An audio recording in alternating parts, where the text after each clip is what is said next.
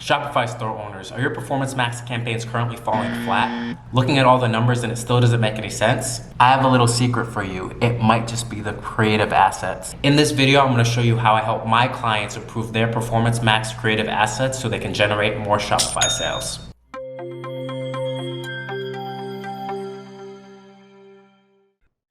All right, I'm going to be going over how to improve your creative strategy to gain more sales fast for Performance Max. So the overview of this video, essentially, I'm going to be talking about image assets, video, ad copy, overall optimization when rotating through creative, looking at the insights and also the assets that are also being shown. All right, starting off with images. So Performance Max is essentially a creative cookie monster. It wants to eat and run through so much creative. You really need to be pushing creative out a lot. Even if it's not perfect, you still just want to be able to test a lot of different images and help Google find out what's going to hit your target customer at the right time. So you have to have a quick iterating testing mindset when it comes to assets overall. But here are some best practices specifically for images so that you don't go completely left field with it. So you don't want to have too much text in your images, similar to the responsive display ads, because you're going to be having text from your headlines and descriptions and long headlines that you're adding to the actual assets that I'm going to be talking about later. So you want to keep text minimal. A lot of times people like to reuse the images that are in their product feed. You actually want to be using more lifestyle images and things that you usually see on something like Facebook that works well there because you don't want to be duplicating or having repetitive imagery.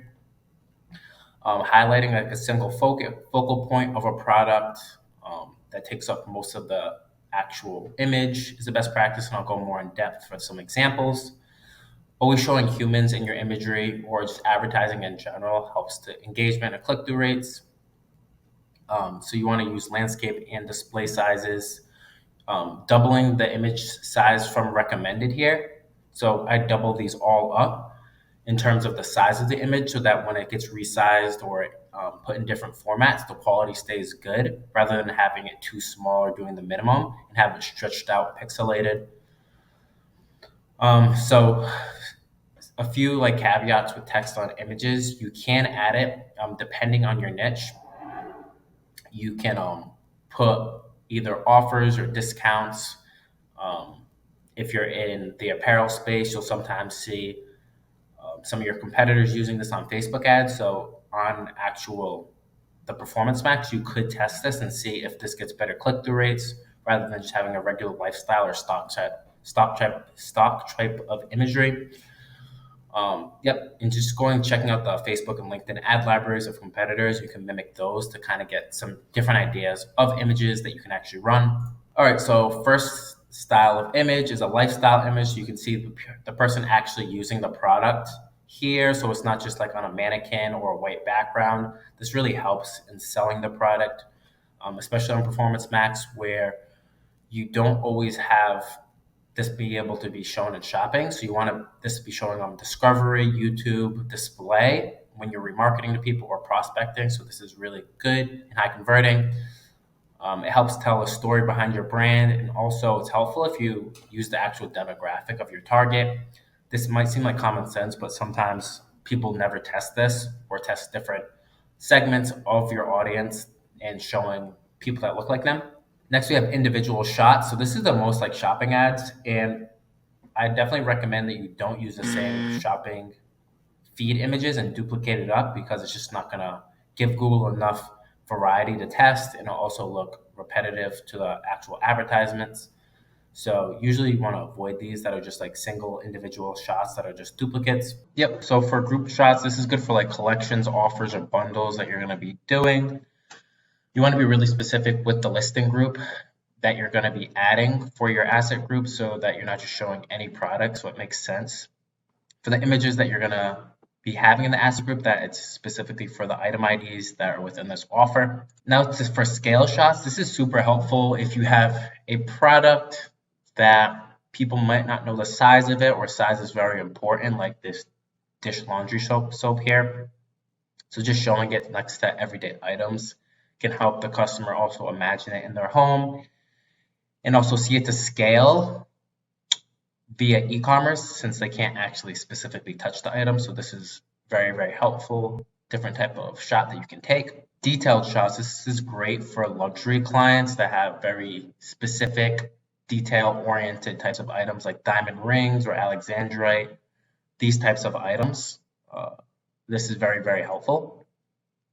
As you can see here, you can get very creative with this as well. If you get a lot of questions from clients or customers about specific features, you can showcase that with images, so you can get really creative with a detailed shot. Okay, now into packaging shots. So packaging is very important for the overall customer's experience of your brand. So many industries actually showcase their packaging on their Performance Max ads, so people can see if it's a very luxury box or if it just complements the product more than the actual product itself. It's very helpful to actually show the box, the branding, and the imagery, and you can just rotate and test this and see if this performs better than some of your other product images. All right, now into competitor research best practices here. You can look at the Facebook ads transparency tool, which I'll go over right now. All right, so when looking for different types of creative that you can possibly use for Google Ads, using Facebook is very, very helpful, especially with your competitors to see what types of ads they're running. So what you're going to want to do is go to one of your competitors here. I chose an electric e-bike company. You're going to want to scroll down to the bottom here where you see page transparency. You want to click on this. And you want to see if they're running ads. If they are, you want to click go to ad library. So once this opens up, you'll see how many types of ads they have, what's active and what's currently running. So you can see the type of imagery that could possibly work well in Performance Max in this niche. So you can just see different types of videos, images. And the longer you scroll down, the older that the ad is. So if we scroll down to the bottom here, we could probably see some of the best performing ones. You can see a lot of smiling people with the product, a family with the product here, some 4th of July stuff, offers. So you can have text like this. You want to keep it very minimal, but depending on your offer, you could test this. Have some branding,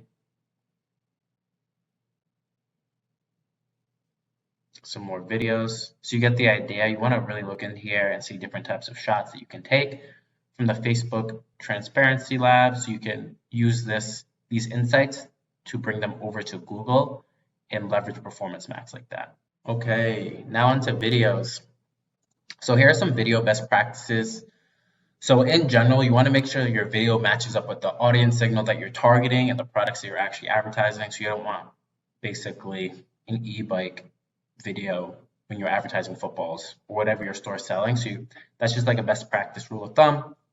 The videos have to be longer than 10 seconds. For Performance Max, you should add as many videos as you can so you can test through and rotate. You can also test voiceover videos versus live action, which I'll talk about in a little bit.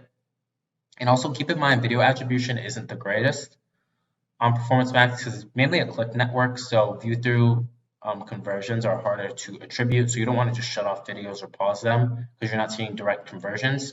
You might want to use third-party attribution model tools or just allow the engagement metrics on your videos help guide you in seeing what creative works best.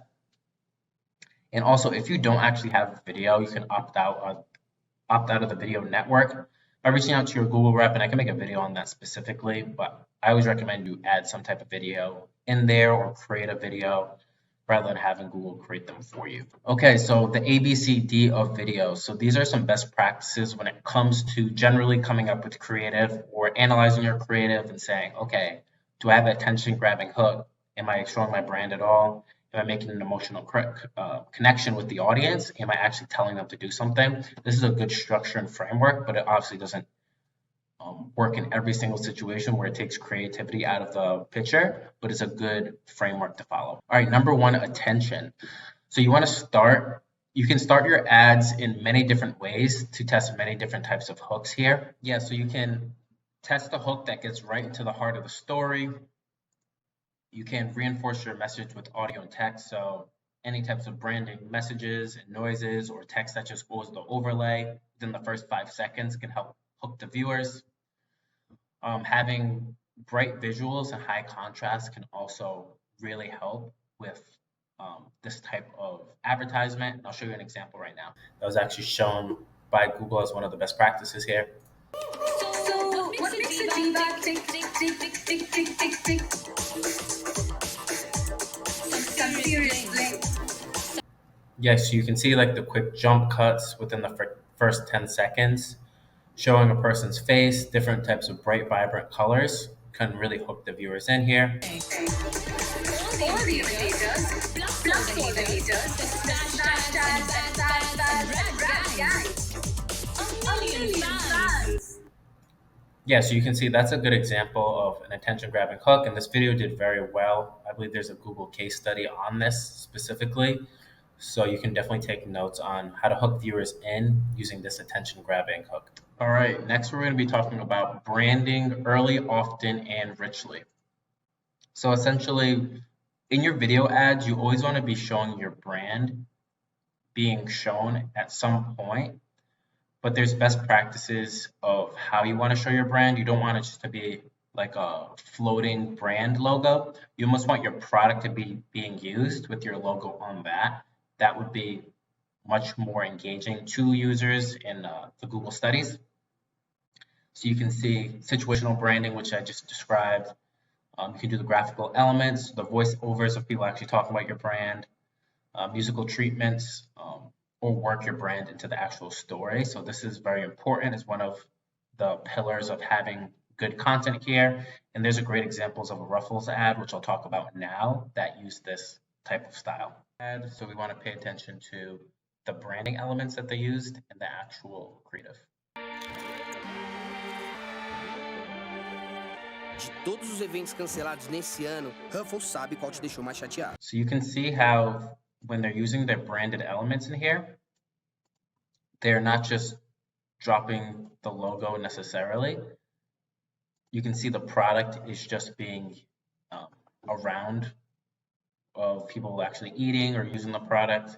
So users are more likely to feel like it's not an ad rather than you just popping up the logo randomly. De todos os eventos cancelados nesse ano, Ruffles sabe qual te deixou mais You can chateado. see it's there as well, there as well. So that's essentially how you want to incorporate your brand early into the video. In under 10 seconds, you probably saw the logo like 4 times. So this is very helpful for brand recognition, brand lift. And when you're doing retargeting for your brand, people will be more likely to click through and engage. So this is something to keep in mind when making good Performance Max video creative. B, which is connection. So helping or making people feel something. No one likes to be sold to, especially the younger generations, millennials, Z generation. So you want to make sure that when people see your products, you're selling the emotion more than anything. And a good example of this is the M&Ms. So you really want to humanize your story, lean into like emotional levers, use different types of storytelling techniques. You can use humor or surprise. And I'll show you an example that did this very well with M&Ms. You can also focus on the message and be very engaging with this strategy. All right, this is going to be the connection video from M&Ms. New M&M's pretzel with pretzel inside. Yeah, so you can see this is a bumper ad. So it's very focused on being direct to the message, which is one of the strategies that you can use with bumpers, or if it's going to be skippable in stream, you can basically tell a quick story, kind of like how they did here when optimizing your Performance Max or just testing different styles or messaging. And an ad like this would probably be used in a sequence of different ads depending on the demographic or psychographic they're targeting. So it could be like 3 bumpers and then a long form story ad. But this is one strategy you can definitely use to scale your campaigns. All right, now finally we have D, direction, or asking them to finally take action after watching your video. So this can be written, graphics, audio, or a scene from the story to actually tell them to take action. So you can be super creative with this, but I always recommend you have some type of call to action at the end of your videos, whether it's to subscribe, check out a new product, or buy. This is very, very important. All right, now on to Google's automatically created video. So if you decide not to make any of these videos, essentially what you're going to get is a Google automatically created video. Since you're not opted out of the video network, you're going to see what type of video this is, because it's going to basically be like a Frankenstein's monster of different images, text that you gave, and it'll be more like a slideshow type of image here. So I'll show you an example of that right now. All right, now you'll be able to see Google automatically created video here.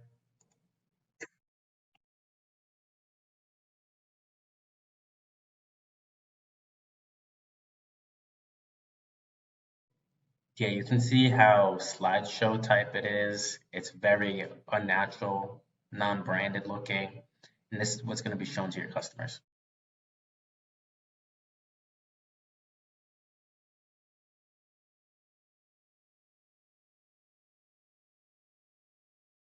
Yeah, so you're really going to want to avoid having Google automatically upload your videos.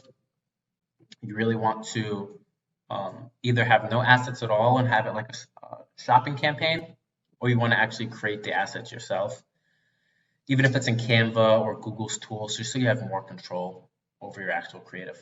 All right, now I'm going to be going over voice over videos.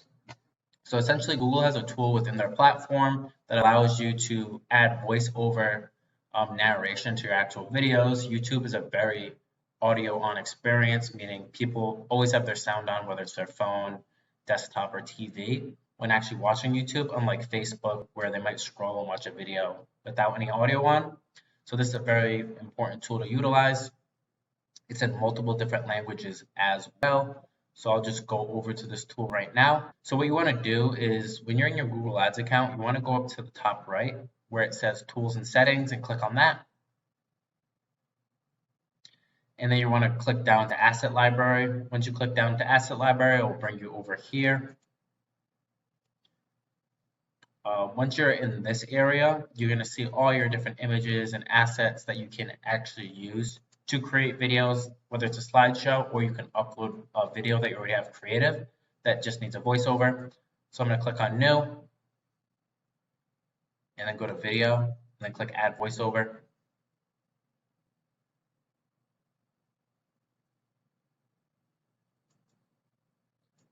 So in this example, I'm just going to grab a YouTube video.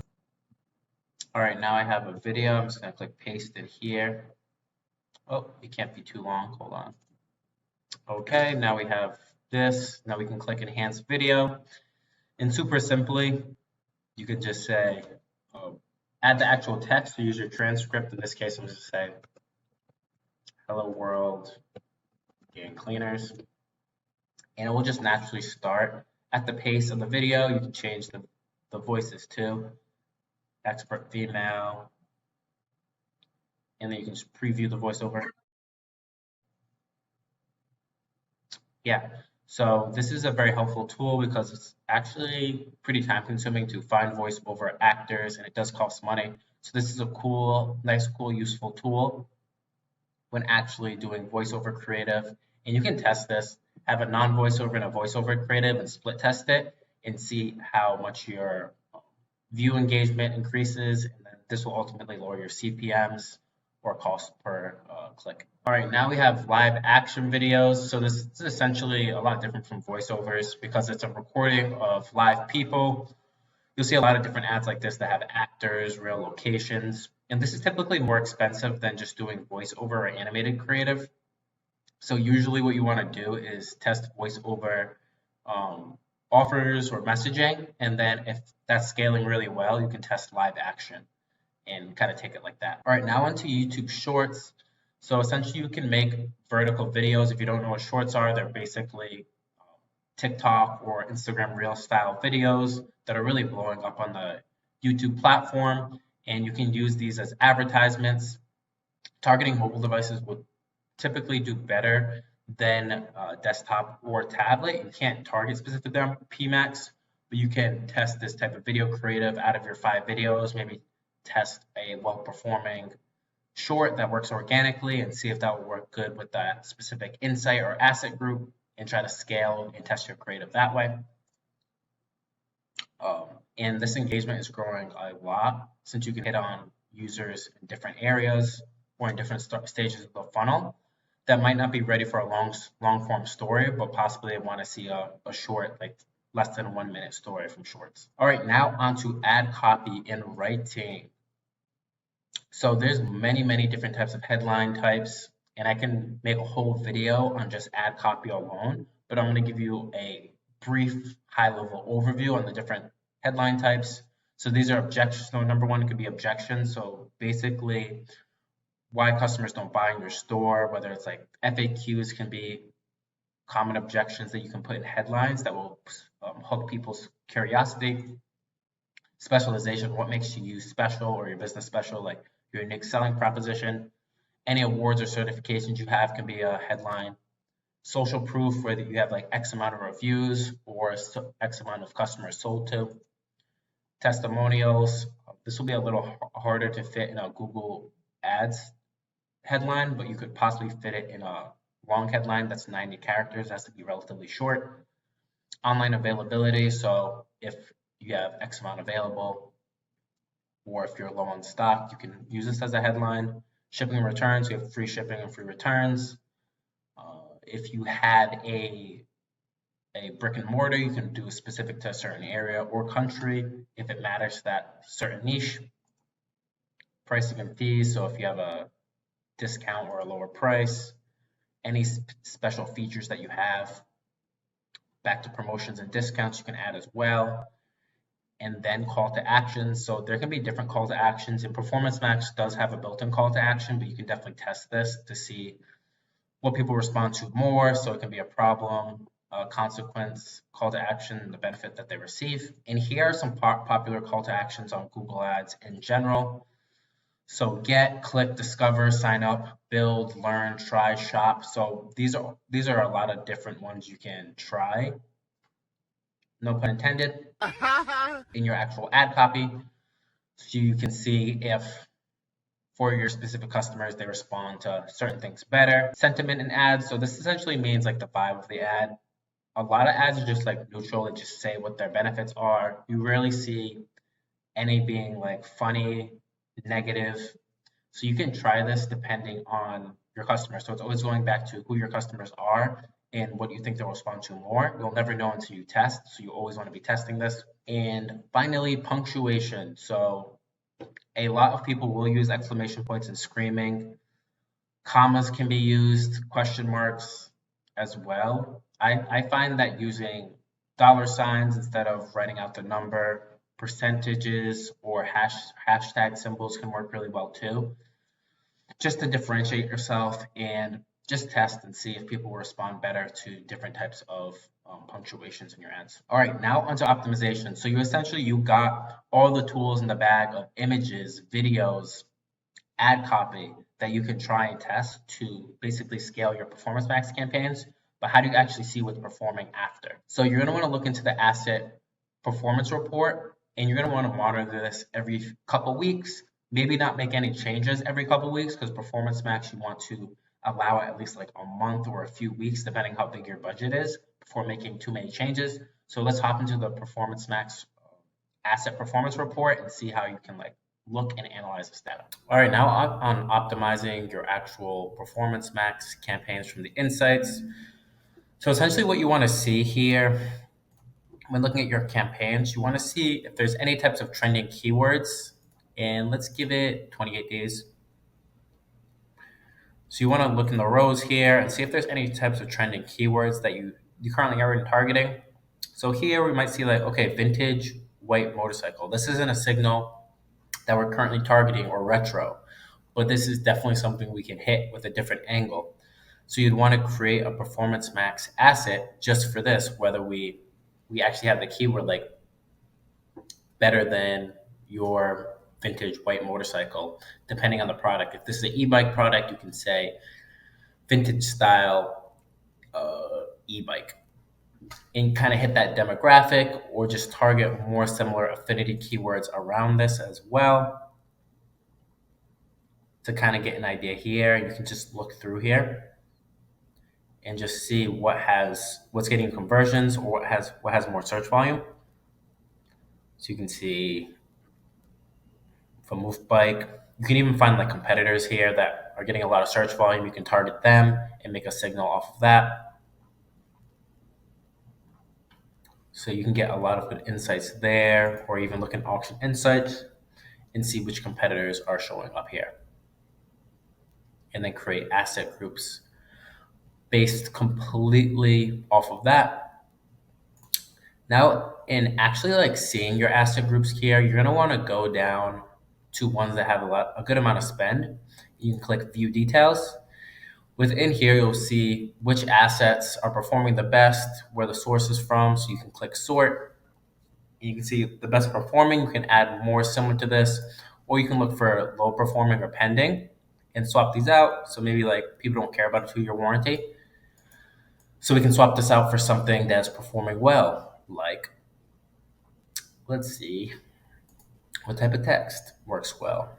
The brand, technology focused, and how fast it goes. So it can be talking about speed some more instead of warranties. No one cares about warranties in this case. So these are some different optimizations you can do and swap these out. Just make sure that you have all your assets filled out before you just swap out lower performing assets. All right, Shopify store owners, if you got any value at all from that video, please leave a like and subscribe. And if you want to talk to me one-on-one directly about your Performance Max campaigns on your Google Ads account so we can scale them, book a one-on-one call with me below in the Calendly link.